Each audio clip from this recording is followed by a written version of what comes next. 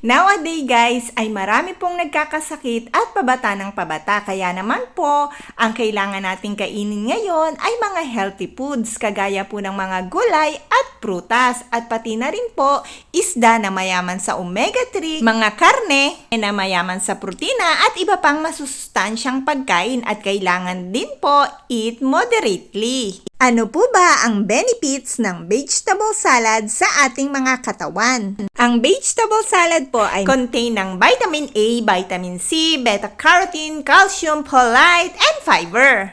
And phytonutrients. Kung ikaw po ay nagda-diet at gusto mo po ng good health, ito po ay tamang-tama sa'yo. Dahil ito po ay mababa sa cholesterol at meron din po itong natural na low calories at sodium. Pinagsama-sama ko lang po ang spinach, iceberg's lettuce, cucumber, tomatoes, and then naglagay pa ako ng nuts at bukod po sa nuts, nilagyan ko po ito ng oregano, salt, and olive oil. Napaka-healthy po nito guys dahil po sinamahan ko ng iba't ibang vegetable at bukod po dyan yung nuts din po ay maraming vitamins and minerals. At ngayon naman po guys ay naglagay lang po ako ng konting-konting oil dito sa kawali para pirutuhin po itong salmon na isda na napaka-healthy at mayaman sa omega-3 at naglagay din po ako ng konting-konting salt dito. At ng oregano na maganda rin po sa katawan at may benefits at para na din po sa aroma nito.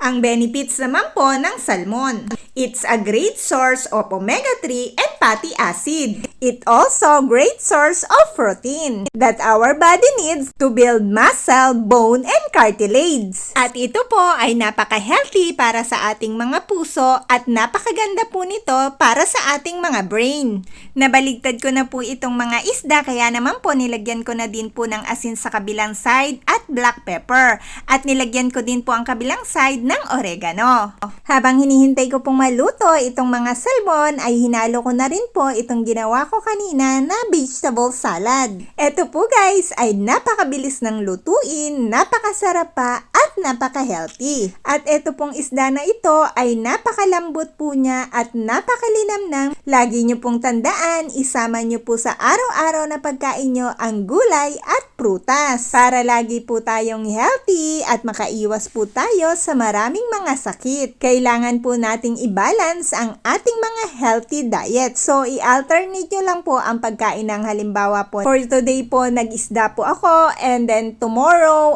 meat naman po. Pero kailangan po kumain tayo araw-araw ng gulay at prutas kahit na small amount. Always remember, eat enough and nutritious food to always be in good health. Thanks for watching!